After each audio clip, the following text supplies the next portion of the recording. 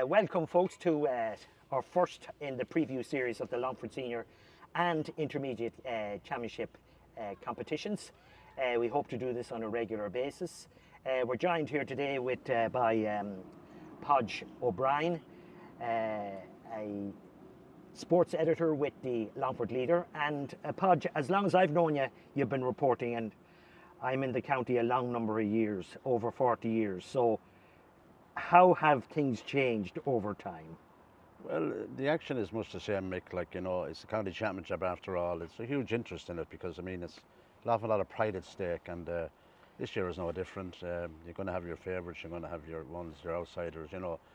People get excited when the county championship starts, and the fact that it's starting on a Tuesday probably making it even more exciting than starting in Pearse Park.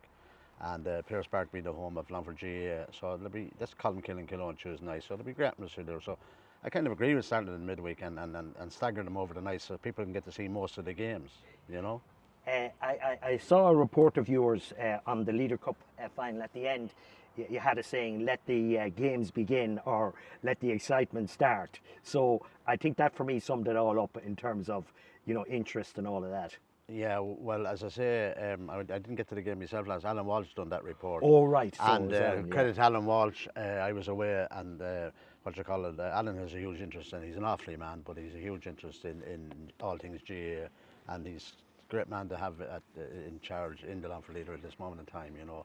And we work well together, and he's always there in support. So that's just like to give him a mention, you know. Very good, yeah. Very good. So, Podge, we might as well start. And first of all, I'd like your views on, there are a couple of new management setups this year. Can you give us your thoughts on them? Yeah, well, you get the odd high-profile one. I suppose the biggest one would be Frankie Dolan. Everybody knows Frankie Dolan, the former Roscommon star, former Ballymahan star, and they won the championship, their only championship in 2002.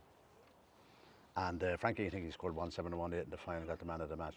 And like, he never forgotten in those parts. He was a great player for the Bridges Kiltoom, obviously his own club, and in Roscommon. And now he's starting out now with Abilara. And Abilara, kind of a sleeping giant in Wales. They didn't qualify last year, Mick, which was probably one of the biggest surprises of the championship. But seem to have got their act together this year with Frankie in charge now, and he'll bring a whole new dimension to Abbey, you know, who were in a very tough group as it turns out, like, you know.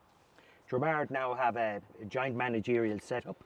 I know you know a fair bit about those people. How do you think it'll work? Two people in charge, or is it a big deal? Yeah, it's a big deal. My own opinion of that, you know, the Solon man seems to, he'd be the man that they respect, but they have two good ones. Like, they have Enda Mackin, who's a former manager and player with Dromard, being from the area, and again Garrett Johnson, who needs no introduction, and he's a former Longford minor manager on a couple of occasions. So, and a former Rathline player of note, and played with Longford. So, like, as I say, they're carrying a lot of experience. I'm sure they'll work well together. You have the same situation in Clongish now with Liam Belton, that they've kind of, John Twaddle was the kind of coach trainer, and now I think they're management joint managers, what I can gather, you know.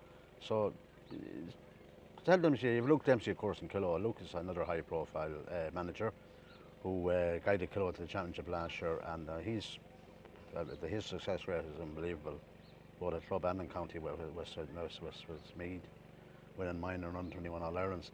So yeah, like, there's a great interest in the Longford Championship from outside, like, you know, because it's generally tight, but, you know, the cream comes to the top of the end, Mick, you know. Jerry Lynn in Mostra.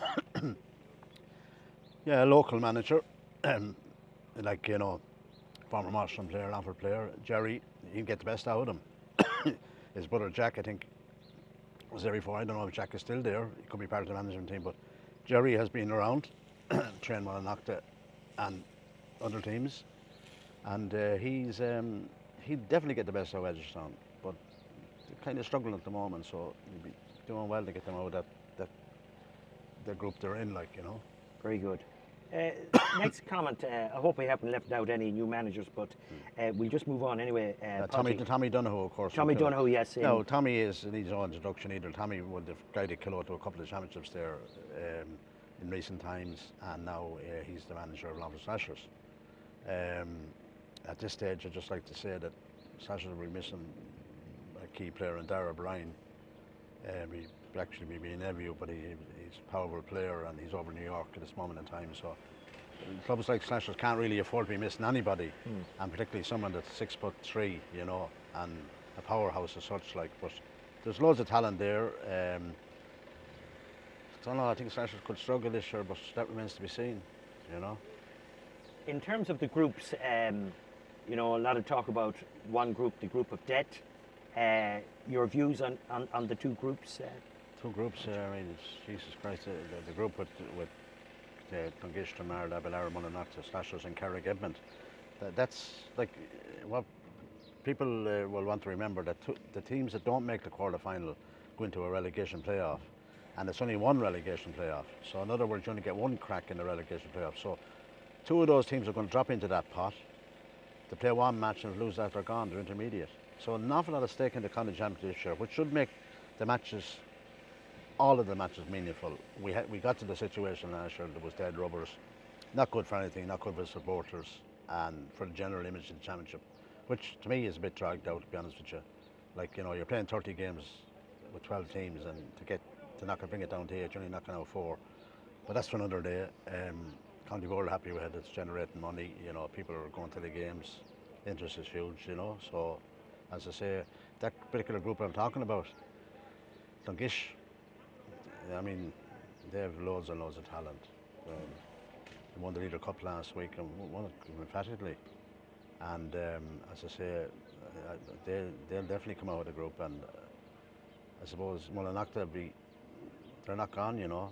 Mullinock didn't go away. They didn't win the Leinster and the 3-0 All-Ireland Championships for nothing. So you couldn't rule Mullinock out, and you certainly couldn't rule Dermard out.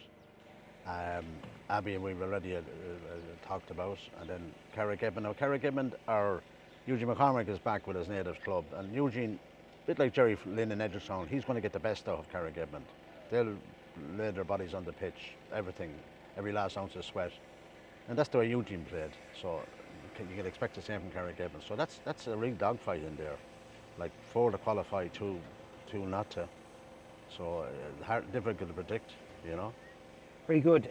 Podgy, we might just go into the individual group matches, and you might share a few thoughts on the fixtures. So the first game is Tuesday night in Pearse Park, an opening championship match between Killaloe and Columkill. How do you see that match unfolding? It's an interesting one in the sense that that's perceived as the easier group, if there's such a thing. And they're the two top teams in it, because you have Edgertown and you have Keena, and you have Rathline and you have Granard. So bar total fall altogether, then those two teams are going to qualify. So I suppose the result doesn't really mean that much on Tuesday, but whoever finishes top could end up avoiding the likes of Lungish in the quarter-final. So I suppose they're playing for top spot basically. Columkill were in Division 2 this year. I don't know how they ended up in it, but anyway, they cruised through it. Way too strong for basically intermediate clubs in the Division 2 league. Killaloe, like, you know, like, I mean, they've been in so many finals the last few years. They're reigning champions. Luke Dempsey the helm, and then of course Stephen Coy is kind of an assistant. Stephen Busty Coy trained a lot of clubs, coached a lot of clubs. So they're that match. That's going to be tight now, mate. But I just kind of slightly favour Killaloe on that one, you know. Charlie. Charlie, second name, Charlie. Kavanagh. Charlie Kavanagh. How do you think the match is going to go, Charlie? I'd say Columkill win by 2 points. 2 points? Yeah. Very precise. Will there be any goals? I'd say Columkill get one, yeah. Oh, will they? Not so bad. Fair play to you. And what with the boys at the back? Lads, would you have an opinion? Who are you, first of all? Kevin. Kevin, what's your second name, Kevin? Resney. Resney? Yeah. Yeah. Kevin, what do you think the score is going to be? I think Columkill will win by 3 points. Very good, very good. And yourself? Hussein Ali. I think it'll be a tight game, but Columkill will win by a goal and a pint.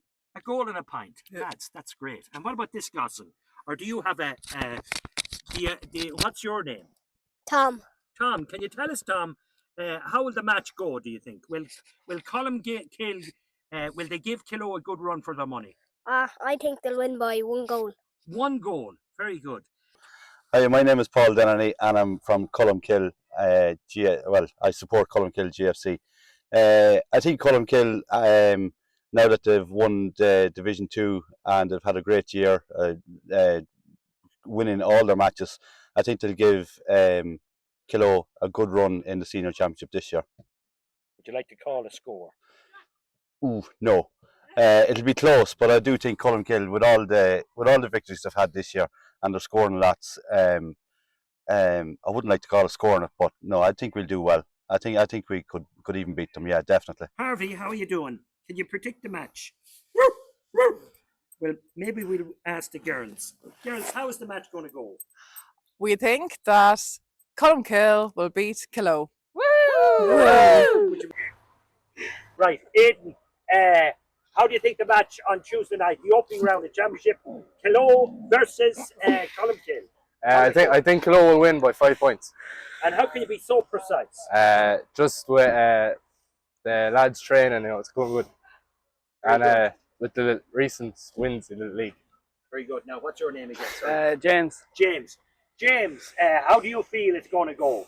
Oh yeah, I think it'll be fairly tight now. Just first round, settle in, say Kilo 2 or 3 points win. Cian Dooner to kick the winner. Cian Dooner. It's going to kick the winner. Yeah. Brilliant. Shane, Yeah. Any prediction for the match, Kilo and Colmkill next Tuesday in Pearse Park? I think Kilo should win it comfortably enough. They have the best. Injuries you don't think are going to have the best players, I think. have the best players, I but have think the so. injuries or Well, few players not they back? have a few players not back. Few of the best players not back. But I they'll think they still have enough to do. Very good. Get them over the line. You played yourself in your time, I'm sure. I did back in the 60s. 60s. There were some good days, I think, for Kilo in the 60s. Oh, some good days for Kilo and Slashers. Yeah. Kilo won in 1960 and the Sean Conley Cup. They were the first holders of it. Well, they nearly have as many as Slashers now, championships. Yes. They have more over the last 10 years anyway. I think they have 7 over the last 11 years. Up Kilo. Brilliant. Well, it's an easy enough prediction anyway. Kilo are going to win anyway, guaranteed. And have you an idea 100%. of, is it going to be a big I'd say margin? they'll win by 3 points at least. Absolutely. They'll run away with it. I'd say more. I'd say way more. And do you play football yourselves, lads? We play a bit. Small bit of ball, we do. Play a We bit, do a yeah. small bit of Tip ball. them out.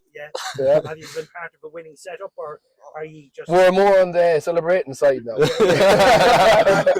That's what it's all about. Well, fair play to you, lads. Yeah. I know why you're here now.